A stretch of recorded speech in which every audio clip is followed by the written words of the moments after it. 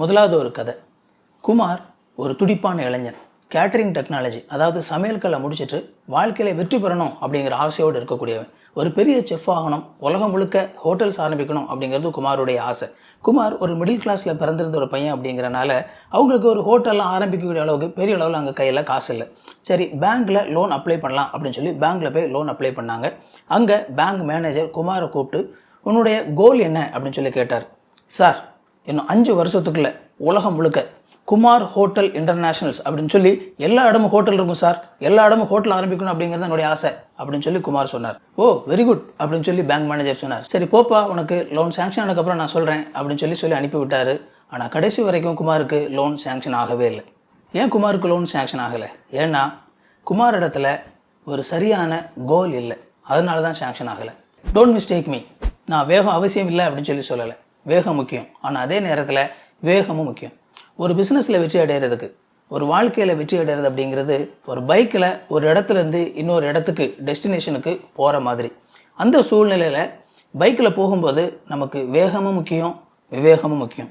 அதாவது பைக்கில் எந்த இடத்துல வேகமாக போகணுமோ அந்த இடத்துல வேகமாக போகணும், எந்த இடத்துல ஸ்லோவாகவும் கவனமாகவும் போகணுமோ அந்த இடத்துல ஸ்லோவாகவும் கவனமாகவும் போகணும். உதாரணத்துக்கு, நீங்கள் பைக்கில் போயிட்டுருக்கீங்க, ஒரு 4 ways ரோட்டில், பெரிய ரோட்டில் போயிட்டுருக்கீங்க. அந்த இடத்துல நீங்கள் வேகமாக தான் போகணும். அங்கே நீங்கள் ரொம்ப ஸ்லோவாக போக வேண்டிய அவசியம் இல்லை.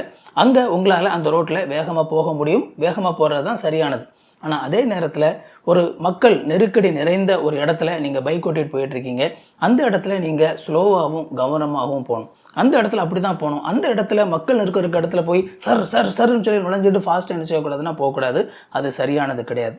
இதுதான் வேகமாக போக வேண்டிய நேரத்தில் வேகமாக போகிறது, விவேகமாக போக வேண்டிய நேரத்தில் விவேகமாக போகிறது. வேகமாக போக வேண்டிய 4 ways மாதிரியான ஒரு ரோட்டில் நீங்கள் ரொம்ப ஸ்லோவாக போனீங்க அப்படின்னா உங்களால் அந்த இடத்த சரியான நேரத்துக்கு போய் சேர முடியாது. அதே மாதிரி மெதுவாக போக வேண்டிய மக்கள் நெருக்கடி நிறைஞ்ச இடத்துல நீங்கள் வேகமாக போனீங்க அப்படின்னா நீங்கள் பிரச்சனையில் மாட்டிப்பீங்க. அதனால் எந்த இடத்துல வேகமாக போகணும், எந்த இடத்துல விவேகமாக போகணும் அப்படிங்கிறது உங்களுக்கு சரியாக தெரிஞ்சிருக்கணும். நம்ம குமாரோட கேஸ் எடுத்துக்கிட்டோம் அப்படின்னா, குமார் இடத்துல ஒரு வேகம் இருந்தது, ஒரு மிகப்பெரிய ஆசை இருந்தது, ஒரு தரிசனம் இருந்தது. குமார் ஹோட்டல் இன்டர்நேஷ்னல் அப்படின்னு சொல்லி ஆரம்பிக்கணும் அப்படிங்கிற மிகப்பெரிய ஒரு தரிசனம். ஆனால் இது தரிசனம் தானே ஒழிய இது கோல் கிடையாது. முயற்சிகளில் வெற்றி பெற என்னுடைய வாழ்த்துக்கள். இந்த வீடியோ பார்த்ததுனால நீங்கள் ஸ்மார்ட்டாக இருப்பீங்க அப்படின்னு சொல்லி நினைக்கிறேன்.